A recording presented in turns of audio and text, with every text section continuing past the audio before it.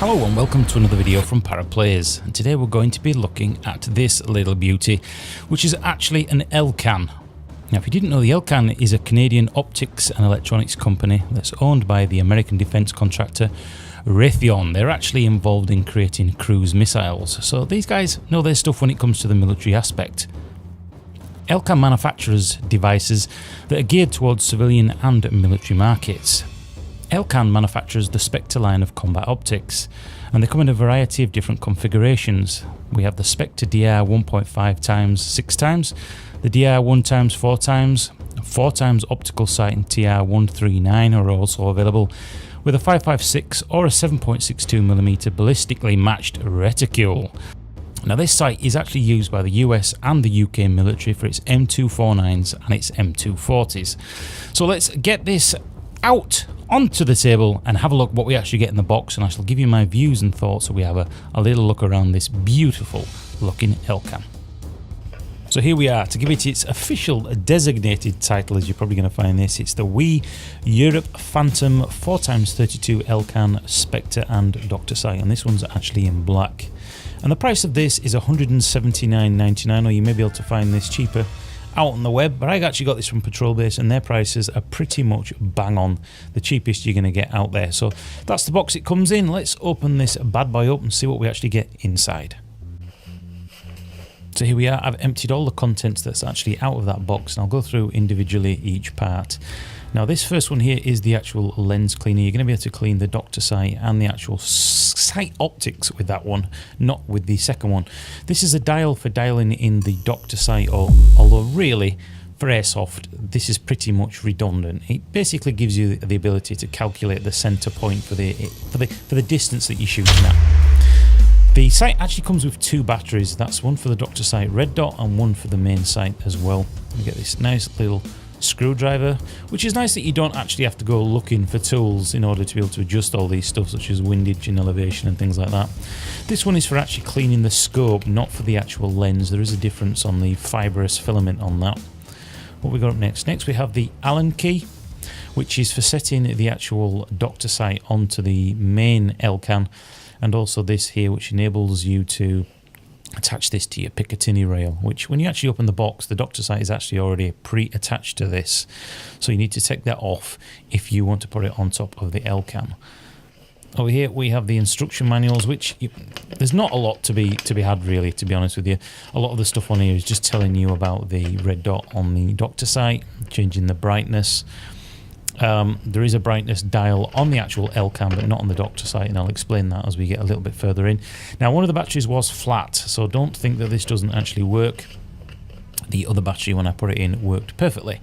So here we go, we get this nice little pouch for carrying your ELCAN around with you, and there is, I don't know if this, I haven't actually undone this before, let's just undo this. I think there's a ability to put this on your belt or your backpack. Why you would want to do that, I've got no idea, but anyway, you do have the ability. Possibly add it onto your molly system, and we've got a little zip up here, but fortunately I'm going to show you in a minute, the case is not the best. Well, it's quite nice to take it on and off, and there is a quick release on the site. You can see this zip here broken already. I've only used it twice, so the actual zips on this, absolute garbage, but the actual case and everything else, all the little accessories, is a nice little thing to have. So let's get the bad boy out and let's have a look at the actual ELCAN. So here she is in all her beautiful glory, and what a really attractive looking sight this is. Very different to your standard scopes and sights that you get for assault weapons, well, in fact LMGs and swords and all sorts. Very different looking thing, and it really is an attractive looking sight. Although first impressions, I am going to tell you, this thing is heavy. This is not the lightest of scopes at all. In fact, everything on this actual sight unit is made out of metal, barring the actual turning dials for the red dot. As you can see, really quite a nice looking thing, and they do this in a sandy coloured tan version as well. Let's just have a little look around here. Now this is a fixed 4x magnified sight. There are different variations. In fact, the real version of this sight enables you to flick between 4 and 32, I think it is, but unfortunately this version doesn't actually have that. So down at the bottom we lift these clamps up. This is your quick release clamps that should go straight onto your Picatinny rail. And I've had a little bit of a problem with these. It's extremely extremely tight when you try and fit that, but I'll go through that as we get further into the video, and I'll actually get this onto the Picatinny rail and I'll show you just some of the problems that I've actually been having. On the other side, we have lots of things for us to look at. This first dial here, on the original ELCAN version, you would pull this down, flick that across, and that would actually change a prism within the actual sight to change it from 4 to 32. Now this one, this actually does nothing, although the actual real mechanism is on this sight, and the click and everything else, it just doesn't do anything. Now this dial at the front is to lift elevation. It actually lifts the whole scope up rather than actually changing the sight unit within the scope, which is something a little bit different ELCAN that I've gone for from different ones. And on the side here with the screwdriver, on the original ELCAN, there is a little clip that you push up and down to actually lock this in, so that when you actually get recoil on the sight, it doesn't affect any of the sight. It's absolutely locked in, rock solid. And if I turn it over onto this side, we can actually change the sight unit here as well with this screwdriver. It is actually missing a few of the markings on the side here. There should be some print on here on the original one, so it's a pity that New Prol or we couldn't actually include those on there. Under here we have the battery cap. Nice little lanyard here, little metal lanyard to hold that on. I have seen some of the cheaper ones, it's actually a piece of string, but this is exactly how it is on the original, so it's nice to actually have that. On the side here we have 0 to 11, which actually turns on the brightness of the red dot and also the drop sight within the actual optic itself, and I'll show you a little bit of a close-up of that right now. Not the easiest to get on camera, so I do apologise. As you can see, there are a few markings that are actually missing here from the original ELCAN, and as you turn up the actual dial, it's probably not going to be visible too much on there. You can turn it down for using night vision, etc, etc. But unfortunately, the original sights should have green dot and red dot, and this one only has the red. So again, another feature that's not quite accurate to the original. If we actually look at the top of the sight here, there are these small iron sights which you can actually use as a backup sight should you lose the front and the back, and they can be adjusted and moved to any position on here. Now for Airsoft, by the time you've got your goggles on and your face masks and everything else, these are going to be pretty redundant. And for me, I'm actually going to be putting this on a, drumroll please, an M249 saw, so I won't actually be bothering with these little sights, but I'm going to keep them on for the authenticity. As you can see here, we have an elevation and windage options for the Dr. Red Dot sight, which again for Airsoft is really going to be of no use for the ranges that we're actually shooting at. And it has got a really nice red dot in there, no blurring, crystal clear, nice and sharp. And the way you turn this sight on and off is it's got a light sensor on it, so to turn it off you literally just put the dust cover back on and that will turn the battery off. And supposedly it's got a battery life of 55,000 hours, so once that battery's in, you're never ever going to have to change it again.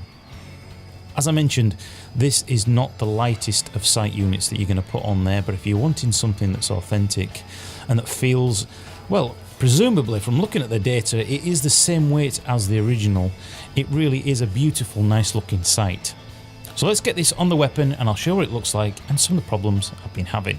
So here we go, I've mounted this on my Amoeba M4 in the DMR styly, and as you can see, these, once it's actually on the Picatinny rail, these side clamps, I cannot shut them. If I push that any further, it's either going to damage the rail or damage the sight unit. It is absolutely rock solid, and at the minute I can't find a way of any adjustment from that, so I may have to take this back to patrol base and say, oi, what's going on here?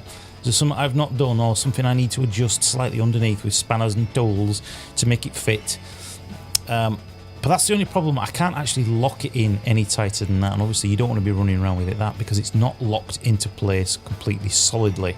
If you were to bang those levers forward now, the sight unit would actually come off. So might need a little bit of jiggery pokery down there, something that needs adjusting or an alteration, but I will look into that and find out what the actual issue is. Now with this sight, like many of other sights that I've actually tried, the actual sight picture is beautifully crystal clear. It really is a stunning looking sight, but you do have to get the adjustment just right. Any slight off movement from your eye that's not perfectly in line, and you do get a lot of what's called almost like a tunnel vision, a blacking. It looks like the sight gets really small inside, and it really is about positioning yourself in the correct place for this sight. And once you've actually got it, crystal clear, perfect clarity. It really is a beautiful looking sight.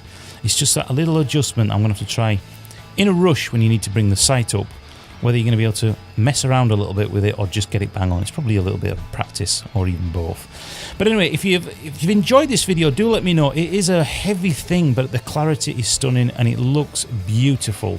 So although it hasn't got the 4x32, it hasn't got the green dot and things like that, do we really need it for Airsoft? That is the question. It's expensive at £180 out on the interwebs, but for that you're getting the iron sight, you're getting the doctor sight, you're getting beautiful clarity with a big large picture, and at the end of the day it looks damn bloody Gucci. And if it's good enough for the UK military, saw gunners and the LMGs, it's bloody good enough for me.